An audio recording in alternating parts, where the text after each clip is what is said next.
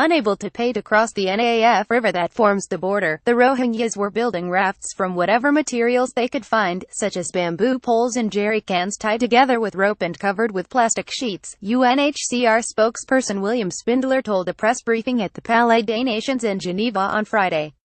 More than 200 Rohingyas are known to have drowned in shipwrecks and boat incidents since the start of the crisis on the 25th of August, Spindler said, adding recent arrivals told us they had been waiting for more than a month in desperate conditions on Myanmar's shores. Food and water are said to be running low. An estimated 620,000 Rohingyas have fled to Bangladesh since the 25th of August. Spindler said that, despite efforts to provide more aid and services, overcrowding and difficult living conditions in the camps and makeshift sites increased health, sanitation and fire risks, as well as violence and trafficking.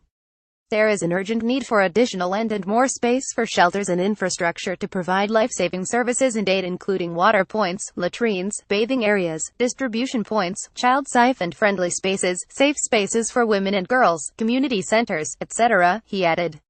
So far, UNHCR has delivered hundreds of thousands of aid items including tents, plastic sheeting, blankets, sleeping mats, mosquito nets, kitchen sets, buckets and jerrycans. Talking to UNHCR in Cox's Bazar, Bangladesh, some 70 families who arrived this week said they fled extortion and harassment in Buthadong, in Myanmar's Rakhine state. One man said uniformed men threatened to seize their belongings. My uncle and my grandfather rejected their orders to share their belongings, so they were detained, he said. My family and I fled, so we did not end up in jail. They walked through a hilly area to reach Unhcr Island from where they could sail to Bangladesh. During the journey, they were stopped at a military checkpoint. They took everything. We left with nothing but the clothes on our backs, the man added.